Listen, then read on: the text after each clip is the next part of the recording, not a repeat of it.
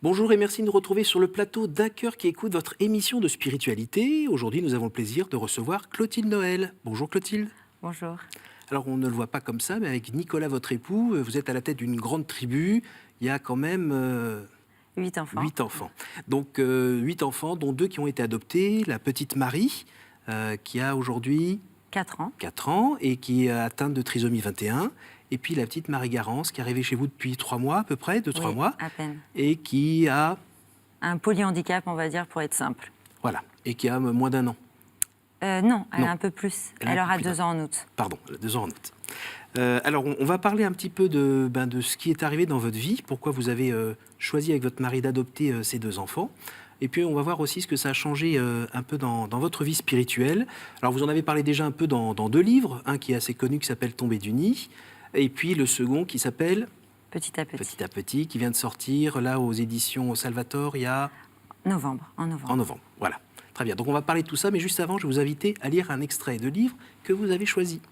Alors, j'ai choisi le livre Jade et les sacrés mystères de la vie. C'est un livre très simple d'une petite fille, en fait, qui montre son émerveillement et ses réflexions par rapport au monde. Et ça avait une résonance particulière, finalement, par rapport à notre histoire, parce qu'on se dit finalement, et sans doute, c'est par les mots des enfants qu'on arrive à avancer, et par les réflexions, finalement, des enfants que nous, adultes, on perd, et qui, finalement, sont très percutantes. Donc, j'avais beaucoup de choses à souligner, donc j'ai essayé d'être concise et de vous garder que quelques lignes. Moi, je sais déjà que lorsqu'on fait le point sur sa vie, à travers ces milliards de secondes vécues, ces nombreuses rencontres, tous ces actes, tous ces gestes, on s'aperçoit que les instants qui comptent le plus, qui résonnent le plus longuement dans le dedans, ce ne sont pas les actes de volonté, mais les événements qu'on ne prévoit pas, qu'on ne provoque pas, et qui s'infiltrent en nous comme de l'eau dans la terre pour fertiliser notre petite graine de vie. Alors on s'ouvre, on s'épanouit, on fleurit, on porte des fruits. La vie devient savoureuse, on a envie de mordre dedans. Tout le mystère de la vie est dans tes yeux. Il suffit de les exercer à percer l'apparence des choses. Et dis-toi bien que lorsque l'univers te paraît s'assombrir, ce n'est pas parce que les portes se ferment devant toi, mais parce que ton regard se dérobe à la lumière. Alors, est-ce que vous êtes en train de nous dire que cette expérience, ce choix de vie d'adopter des enfants, vous a appris un petit peu à lâcher prise ? Ah oui, beaucoup. Ça nous apprend beaucoup à lâcher prise et justement à redécouvrir toutes les saveurs qui sont beaucoup plus savoureuses, toutes les choses qui ont beaucoup plus de délices dans les petites choses et dans les choses simples en fait. Donc le vivre l'instant présent, tout ça, vous savez ce que ça veut dire ? Voilà, exactement. Alors, mais le vrai instant présent, c'est-à-dire pas le carpe diem, pas quelque chose de creux. C'est l'instant présent de profiter de la lumière d'aujourd'hui parce qu'on ne sait pas ce que réserve le demain, mais quand même dans la construction du demain. Pas juste de grignoter le aujourd'hui en se disant que le demain n'a pas d'importance. C'est la préparation du demain en acceptant qu'il ne soit pas. Alors, pour en arriver là, il faut commencer par le commencement. Par quoi on commence ? Par l'appel peut-être ? Qu'est-ce qui fait que tout d'un coup, vous êtes mariés donc depuis 99 ? Exactement. Avec un homme charmant apparemment, qu'on lit dans le livre. Vous êtes bien renseigné. Voilà. Et puis, vous avez un enfant, 2, 3, 4, assez rapidement. Et puis, là, tout d'un coup, il se passe quelque chose. Racontez-nous. Alors, donc, on a eu, comme vous dites, nos 4 enfants assez rapprochés, mais c'était totalement voulu et avec grand plaisir. Et puis, c'est ce que je dis souvent, voilà, quand le 4e a commencé à faire ses nuits, que tout le monde a repris un peu sa place et qu'on était un peu moins fatigués, on s'est posé de nouveau la question si on voulait être parents, exactement comme les premières fois, parce que c'est toujours un enfant après l'autre et non pas une perspective d'avoir un nombre d'enfants à acquérir. Hein, c'est plus que ça, donc c'est vraiment à chaque fois un enfant après l'autre. Donc on s'est posé la question donc en couple et tous les deux donc on était prêts à de nouveau être parents. Et à ce moment-là, on ne saura jamais vraiment ce qui s'est passé. Pourquoi cette question et cette envie en fait est arrivée plus profondément dans nos cœurs. Et on s'est dit et finalement pourquoi nous ne serions pas les parents d'un enfant qui est déjà là et qui a besoin d'une famille. Et vous aviez, dans votre famille, alors vous êtes d'une famille vous-même nombreuse. Oui, tout à fait. Mais il n'y avait pas d'enfants à adopter dans votre famille. Non. Voilà. Autour de vous, il y avait des gens qui avaient adopté Non. ou quelque chose en particulier vous a sensibilisé à la trisomie 21 ou je ne sais pas ? Pas du tout, parce que déjà, notre projet de départ n'était pas forcément sur un enfant touché par la trisomie 21. C'était vraiment l'étincelle de départ, c'est ce que je dis souvent, c'était vraiment le désir d'abord d'être parent, et ensuite ce désir à dépasser notre famille, à dépasser notre génome, pour se dire finalement, pourquoi ne pas aller à la rencontre déjà d'un enfant qui est là. C'est vrai que dans un premier temps, ça paraissait saugrenu, parce que on se dit toujours, on pense que les choses sont très simples en fait. On se dit adoption finalement pour ceux qui ne peuvent pas avoir d'enfants. Oui. Nous, non seulement on pouvait avoir des enfants, mais en plus on n'avait pas de raison de arrêter cette maternité personnelle, on va dire, naturelle plutôt, parce qu'on n'avait pas non plus de maladie génétique qui nous obligeait à se dire, bon ben voilà, c'est pas raisonnable parce que nos enfants peuvent être malades. C'est vraiment, voilà, on s'est dit, finalement, les choses sont... Finalement, on a trouvé qu'au début c'était étrange, et puis en fait, après, on a trouvé que c'était au contraire très limpide. Pourquoi finalement ne pas aller sur les chemins de l'adoption ?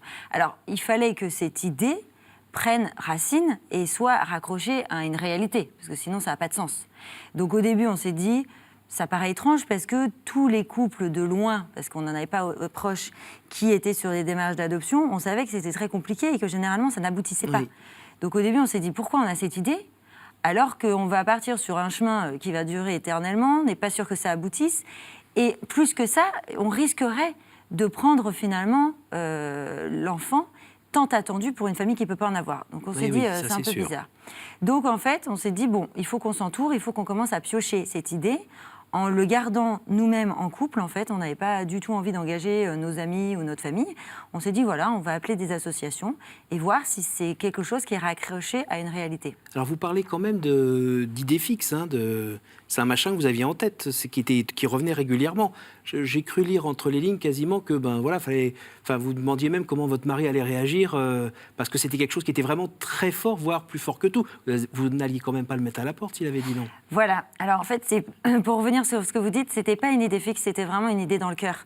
C'était pas une idée dans la tête, c'était pas un caprice. Alors on l'a retravaillé pour être sûr que c'était pas un caprice. Qu'est-ce que vous appelez retravailler ?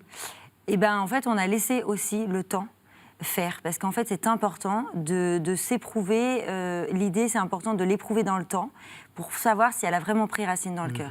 Si elle a pris racine dans le cœur, on est capable d'attendre. Si on n'est pas capable d'attendre, ça veut dire que c'est un élan de cœur, ça veut dire que ça peut être un caprice, ça peut dire que ça va être une idée comme ça, mais qui ne pourra pas forcément durer dans le temps une fois qu'elle sera réalisée. Là, quand vous dites le temps, j'ai cru comprendre qu'il y avait eu 6 ans... 6 ans. 6 ans, d'accord. Mais dans les 6 ans, il y a la procédure aussi qui est dedans ? Non. Non, c'est ça. C'est 6 ans de réflexion propre à tous les deux, sans en plus engager nos amis et la famille, c'est-à-dire une vraie... c'était pour être très libre en fait. On ne voulait pas être influencé en fait, soit par des gens qui auraient pris ça pour quelque chose d'extraordinaire et donc tout d'un coup on se serait dit, on a fait comme une promesse aux gens, il faut qu'on tienne. On ne voulait pas que ça soit une promesse mondaine et tout ça, et on ne voulait pas non plus être perturbé par des personnes qui pouvaient nous dire que c'était absurde. Vous l'avez vu au bout de 6 ans, quand vous en avez parlé un peu autour de vous, on vous a pris pour des gens un petit peu foufou ? Oui, tout à fait. Encore. Et voilà, encore. Ça ne vous a pas troublé ça ne plus se que décroche ça. pas. Alors finalement, on assume. Vous avez fait les démarches. Alors ça, on le lit dans votre premier livre. C'est long, c'est très long. On sent que l'administration en face ne comprend pas complètement. Pourquoi ce désir ? Pourquoi aller chercher les enfants entre guillemets à problème que la société aurait plutôt tendance à repousser ? Ça a été un combat, ça ? Un réel combat, oui. Ça a été un combat, mais comme dans tout combat, il y a beaucoup de choses qui fleurissent. Combat spirituel aussi ou pas ? On peut dire ça ? Non. Non. Non, j'ai pas eu de désert spirituel ou combat spirituel. Ça a juste été de temps en temps pourquoi. Pourquoi c'est si difficile en fait ? La difficulté la problématique en fait de se dire beaucoup d'enfants attendent, peu de familles arrivent. Nous, on arrive avec un grand sourire. Et en fait, on se fait rembarrer en se disant si vous souriez, c'est que vous n'avez pas compris la réalité et donc vous êtes clairement barré. Et donc, en fait, à chaque rendez-vous, on nous faisait passer de psychiatre en psychiatre en psychiatre pour essayer de trouver une espèce de névrose. Et on vous a rien découvert finalement ? Comment ? On vous a rien découvert finalement ? Non. On nous a lâchés. Je crois qu'ils en avaient marre. Un trop plein d'amour peut-être, non ? Je sais pas, ou je pense que, en fait, j'ai essayé de réfléchir à ça et je me suis dit qu'on a aussi une grande chance quand on a la foi, c'est qu'on est libre et qu'on n'a pas de peur. Et ça fait peur aux autres. Et donc nous, on n'avait pas de peur, en fait, et on avait envie de vivre. On avait envie de vivre cette rencontre, on avait envie de vivre cet amour, il était temps que ça arrive. On savait bien sûr qu'on allait vers des difficultés, mais toute promesse d'amour engage forcément des difficultés, des souffrances. Alors, quand on voit votre situation, on a dit donc des enfants. Il va y en avoir encore 2 autres, on va dire, naturels, plus 2 autres aujourd'hui. Est-ce qu'il n'y a pas eu des questions sur qu'est-ce que vous allez encore pouvoir donner à votre mari, tout simplement? Quel temps vous allez pouvoir accorder aux 6 premiers? Et puis les 2 derniers, ils ont besoin de beaucoup d'attention. Est-ce que ça va... Enfin, comment ça se gère, tout ça, même si long est affreux? En fait, comment ça se vit? En fait, on se rend compte que, déjà, quand on est à sa place, parce que vraiment, nous, on est à notre place, en fait. Quand on est à sa place, qu'on vit les choses avec amour, et en fait, on se rend compte qu'on aime encore plus et surtout, on aime mieux. Moi, je me suis rendu compte que déjà, grâce à l'arrivée de ces 2 petites filles qui sont ultra différentes et qui m'ouvrent des domaines de compréhension sur lesquels j'étais complètement hermétique jusqu'à maintenant, me permettent par effet miroir de beaucoup mieux m'occuper de mes autres enfants et de beaucoup plus aimer mon mari. On ne vit plus les mêmes choses. Alors c'est vrai qu'on était très heureux avant et notre famille fonctionnait parce qu'un enfant handicapé, c'est pas un médicament, c'est pas un pansement, mais... Vous parlez de révélateur. C'est un révélateur et c'est un accélérateur de bonheur et ça nous ouvre des portes que nous, on ne découvre pas et ça nous oblige à aller chercher au fond de nous-mêmes des compréhensions sur la vie, comme le fait justement cette petite Jade. En fait, ces enfants-là, ils nous ouvrent vraiment des portes que nous, sur lesquelles on n'arrive pas à les ouvrir, quoi. Vous auriez 1 ou 2 exemples de ce que vous avez pu découvrir chez vous et puis sur le monde? Alors, déjà, sur des domaines de compréhension, Marie nous a ouvert certaines portes et Marie-Garance nous ouvre d'autres. Je vais vous donner par exemple un exemple précis sur Marie-Garance parce que voilà, c'est tout frais, ça fait à peine 3 mois qu'elle est chez nous, donc on est quand même vraiment clairement sur notre nuage. Marie-Garance est donc, comme vous disiez, très fortement polyhandicapée. Donc pour faire court, ça veut dire qu'elle a plusieurs handicaps cumulés, qui fait qu'aujourd'hui, on ne sait pas combien de temps elle vivra. Elle n'a pas son diagnostic vital engagé, mais sa fragilité fait qu'elle est très vulnérable. Et donc ça, c'est quelque chose de forcément très compliqué en tant que parent, parce que en plus les démarches ont été longues, vous arrivez au bout du tunnel, vous vous retrouvez enfin en face de l'enfant que vous voulez chérir, aimer, et vous ne savez pas combien de temps la vie vous permettra de la serrer dans vos bras. Donc forcément, on est des êtres incarnés, on a envie de vivre sur Terre, on a envie de cette vie sur Terre, on ne veut pas la balayer, même si on sait que c'est qu'un passage. Et donc, quand je me suis retrouvée face à cette petite fille, forcément, les larmes ont coulé en me disant, voilà, moi j'arrive au bout de ce chemin, usée aussi par les services sociaux, les psychiatres, j'ai qu'une envie, c'est de m'accrocher et aimer, mais si ça se trouve, ça s'arrête demain. Et donc, en fait, je le savais, je le sais depuis toujours que nos enfants ne nous appartiennent pas. Je sais depuis toujours que la vie est éphémère et que tout tient à un fil, que mon mari peut partir le matin et pas revenir, que mes enfants peuvent partir à l'école en bonne santé et revenir dans un autre état. Tout ça, en fait, on le sait. Mais là, c'est différent de le savoir et de le vivre de façon incarnée. Et en fait, voilà. Et donc, quand j'ai eu Marie-Garance dans les bras, donc ça a été un gros choc, ça a été 1 semaine passée auprès d'elle, comme en plus elle n'était pas en région parisienne. Je suis vraiment venue m'installer à côté de la famille d'accueil. Ça a été 1 semaine absolument incroyable de tiraillement au niveau de la foi. Ça a été comme une retraite puissance 1000 assez forte et à la fois comme un accouchement dans la douleur. Je posais aussi tous mes actes d'amour et je savais aussi qu'en échange, c'était pas forcément que j'allais avoir des retours. Et donc tout ça par rapport à cette perception du côté éphémère de la vie. Donc au bout d'un moment, je me suis dit, je veux quand même vivre. Je sais que je vais sans doute souffrir. Je percevais en fait qu'il allait y avoir forcément des souffrances derrière. Mais comme je vous disais, comme tout acte posé d'amour sur n'importe quelle personne. Mais je savais que je voulais le vivre. Donc je me suis dit, je ne veux pas vivre en répit. Je ne veux pas vivre avec la trouille au ventre. Je suis arrivée vers Marie-Garance justement en dépassant mes peurs petit à petit, pendant ces 12 ans finalement, parce que l'appel est arrivé il y a 12 ans. Il y a eu les 2 enfants en plus. Il y a eu cette merveilleuse Marie qui est arrivée aussi, et Marie-Garance. Donc ça faisait 12 ans. C'est un cycle, 12 ans, c'est beaucoup. Et donc je me suis dit, je n'ai pas envie de vivre à moitié ce qui m'est donné de vivre, même si c'est court. Et peut-être en plus que ça sera long. Donc c'est quand même dommage de vivre en sursis et de regarder en arrière, de se dire, attends, j'ai eu la trouille au ventre pendant 10 ans, et en fait, on a déjà vécu 10 ans. Vous parlez aussi de la mort, que vous appréhendez différemment, forcément, aujourd'hui. Et donc, quand j'ai eu cette petite fille, je me suis dit, mais remesure aussi à quel point ta propre vie aussi tient à un fil, la vie de ton mari tient à un fil et la vie de tes autres enfants. Donc en fait, c'est vrai qu'aujourd'hui, j'ai une saveur complètement différente par rapport à tous les jours qui arrivent. À chaque fois que j'arrive dans leur chambre, les 3 dernières dorment ensemble, donc c'est absolument adorable. On appelle ça la chambre des princesses.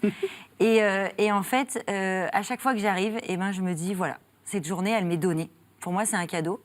Et à côté de ça, je continue à vivre sans, je suis avec vous aujourd'hui, je peux aussi très rarement la faire un petit peu garder, parce que je me dis, ou de temps en temps la laisser à Nicolas, parce qu'il faut aussi tenir dans le temps.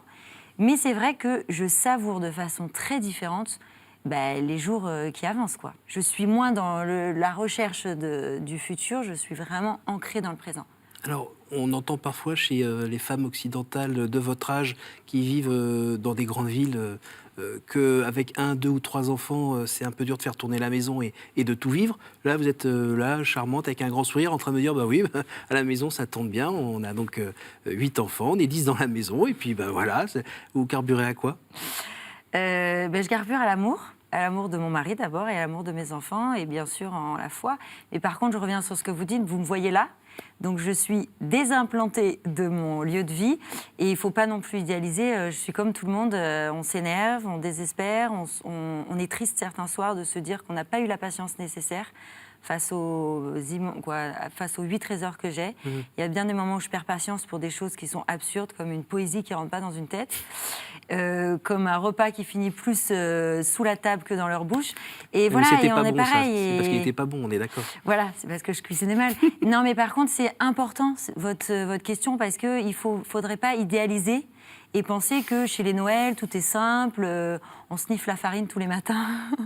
Non, on est un couple très incarné, donc c'est vrai qu'on s'entend bien, et l'immense chance, c'est surtout qu'on regarde dans le même sens et qu'on a envie de construire tous les jours, mais quand on se dispute, on ne fait pas non plus les choses à moitié, quand je gronde les enfants, je ne les fais pas à moitié.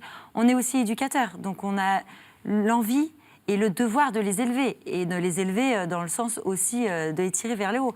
Donc ça nécessite une exigence qui fait que, évidemment, il faut de temps en temps hausser le ton, et puis nous, on a des moments où on perd patience, évidemment. Alors pour la vie de foi, plus précisément, est-ce que vous pourriez nous pointer un petit peu les choses qui ont pu changer, notamment avec ce travail de 12 ans qui vous a quand même creusé.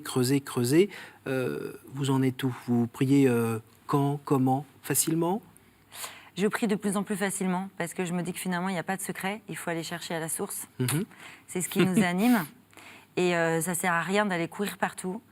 Quand on a découvert le Christ, il suffit de se coller à la croix. Et puis, alors oui, j'essaye de... Alors après... Comme je vous disais dans ma précédente question, je suis bien humaine, donc je vous levez à 5 souvent. heures du matin pour une heure de contemplation ? Non, pas du tout.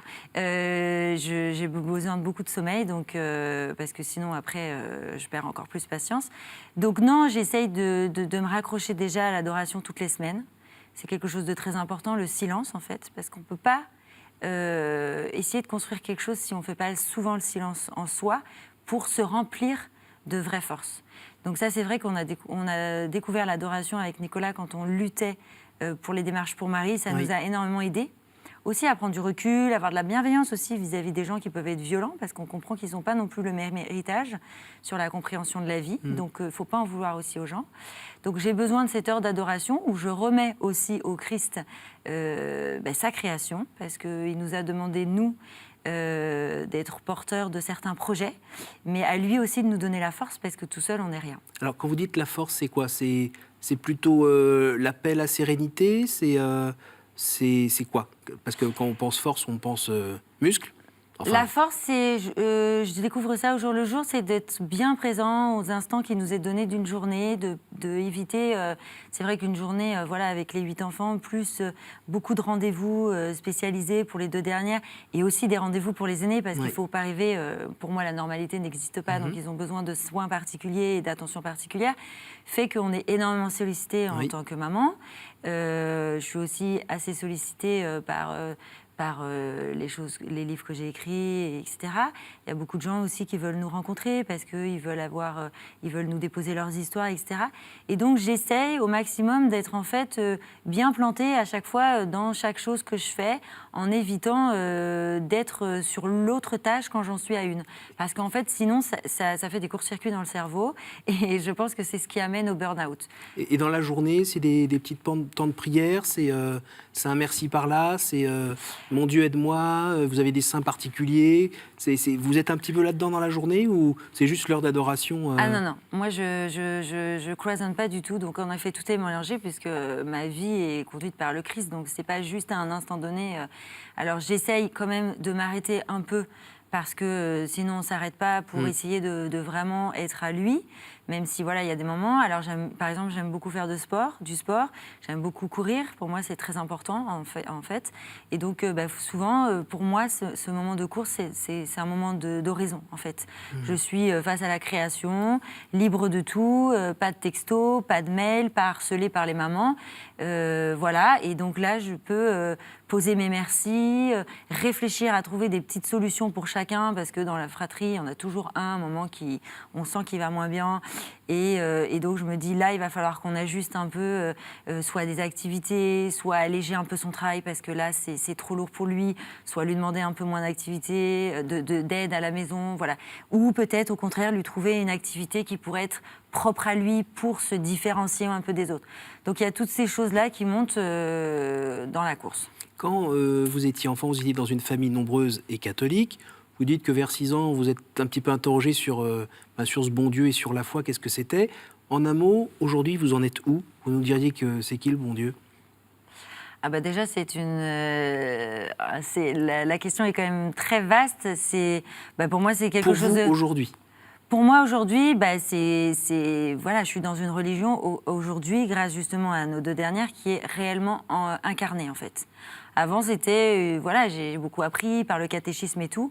Aujourd'hui, j'ai basculé. On va dire qu'avant, j'ai beaucoup appris sur l'Ancien Testament, et je pense que j'étais plutôt sur une religion d'Ancien Testament, en fait. Avec le Dieu... Voilà, un Dieu vengeur, un Dieu punisseur, voilà. Et puis, voilà, avec l'arrivée de ces petites filles, où il y a eu la notion de l'appel, où j'ai réellement eu une conversion, en fait, même si j'étais toujours sur ce chemin-là, bien sûr. J'allais à la messe, mais j'étais peut-être plus présente à la messe que j'y étais réellement, en fait. La foi, c'est très complexe. Même si on l'a dès l'enfant, il faut la digérer, la recracher, la réingérer, la refaçonner, et puis la faire aussi avec ses particularités. On peut avoir une religion qui nous est enseignée par une personne qui peut être très rigide, et puis nous annoncer l'évangile d'une façon plus rock'n'roll, en fait. À chacun aussi d'y mettre ses particularités, ses talents pour pouvoir s'approprier, en fait, cette religion. Parce que la religion, c'est une rencontre, en fait. Et cette rencontre-là, j'ai eu la chance de la faire. Donc c'est sûr qu'aujourd'hui, même s'il y restera toujours des combats, c'est plus facile. Parce que c'est plus facile de garder le fil. Puisque je suis réellement aujourd'hui... Avant, je savais qu'il y avait le fil, mais je pense que je ne le tenais pas encore et je ne l'avais pas encore vraiment en main. Aujourd'hui, je l'ai. Donc bien sûr que je suis comme tout le monde, je retombe, il y a des jours où je râle, mais comme il y a des jours où j'ai pas envie de me lever pour m'occuper des enfants, parce que c'est ça. Mais c'est ça aussi la vie, je pense que c'est aussi de voir ses faiblesses, comme dit saint Paul, c'est là qu'on voit qu'on est capable aussi peut-être de les dépasser, et c'est là en fait où on est fiers de nous. Alors on arrive hélas déjà à la fin de cette émission. Juste avant de vous poser les 3 questions traditionnelles, j'avais une petite question à vous poser quand même. Vous êtes depuis 1 an porte-parole pour la France de Stop Discriminating Down, qui donc est un mouvement mondial. Alors Down, c'est le syndrome de la trisomie 21, donc en anglais. J'aimerais juste savoir, qu'est-ce que vous voudriez dire aux jeunes mamans qui apprennent que leur enfant a une trisomie 21, sachant qu'aujourd'hui, c'est 96% des fœtus repérés comme trisomiques qui sont détruits. Alors déjà, dans un premier temps, je voudrais leur dire à quel point c'est normal leur souffrance, en fait. Il est important déjà de bien redire à une personne qui apprend que c'est normal qu'elle s'écroule, que c'est normal que ça soit dur, que c'est normal que l'on rejette cette nouvelle. Ça serait absurde, même nous qui vivons avec ça et qui avons été vers ça, d'être dans un angélisme déplacé et de dire mais réjouis-toi. Bien sûr, on ne souhaite pas ça. Et moi, demain, si j'étais enceinte, par exemple, je ne danserais pas la carioca si je l'apprenais. Donc, dans un premier temps, c'est normal et il est important de le dire parce qu'il y a beaucoup de gens qui se démolissent et se surculpabilisent de dire « mais j'ai voulu que la grossesse s'arrête, je n'en voulais pas, alors que j'avais déjà tant d'enfants, alors que j'étais capable de m'occuper de la petite fille trisomique d'une de mes amies ». Donc, dans un premier temps, c'est normal. C'est quelque chose qui ébranle, c'est un séisme, c'est une catastrophe, évidemment. On espère tous avoir un enfant en bonne santé, un enfant qui puisse être autonome et accepté par la société. Donc ça, déjà, dans un premier temps, c'est très important que la personne soit reconnue dans sa souffrance, même face à des familles comme nous qui l'avons choisi. Ensuite, dans un deuxième temps, j'aimerais lui dire que face à cette immense souffrance, à cet immense cataclysme, ce séisme, il y a possibilité, comme le dit la petite Jade, de retrouver la lumière, en fait. Et cette lumière, elle est presque plus visible dans ces enfants-là. Alors oui, leur vie ne sera plus la même, évidemment. Il y a un réajustement matériel, il faut le dire. Mais déjà, par rapport à la trisomie, il y a beaucoup de choses qui se font et leur ajustement matériel est souvent moindre par rapport à ce qu'on anticipe. L'imagination, il faut savoir que l'imagination face à l'handicap et la souffrance est toujours beaucoup plus violente qu'une fois qu'on est face à la souffrance. Et en fait, je terminerai là-dessus. Moi, petit à petit, c'est pour ça que ça s'appelle mon deuxième livre, plus j'avance avec ces deux petites filles qui sont réellement très, très différentes et qui ont beaucoup de particularités, qui nécessitent un soin très précis, plus j'avance et à un moment, tous les jours avancent comme ça et souvent les gens ont tendance à nous plaindre ou au contraire à nous idéaliser. Et la dernière fois, j'ai explosé de rire toute seule en moi. Et j'ai eu comme une révélation en me disant, mais en fait, ce qu'on vit, c'est absurde par rapport à l'illusion que certaines personnes s'en font. Et en fait, je me suis retrouvée exactement comme dans l'histoire du mythe de la caverne de Platon, où en fait, généralement, la représentation du handicap, finalement, c'est comme quand on est au fond d'une grotte et qu'en fait, on a ces silhouettes déformées qui nous font une mauvaise représentation. Donc, on a forcément peur parce qu'on est plaqué sur notre imagination qui va nous faire ces mauvaises représentations. Mais une fois qu'on est dedans, et c'est pour ça que je suis là aujourd'hui, c'est de dire non. La réalité n'est pas la même que ces illusions. Ces illusions ne sont pas conformes à la réalité. Nous, ce qu'on vit en tant que parents, et mon mari le dirait la même chose, et plus fort que ça, même nos enfants, la réalité du handicap, c'est pas quelque chose d'affreux. Nous, on a une vie différente, mais on a une belle vie.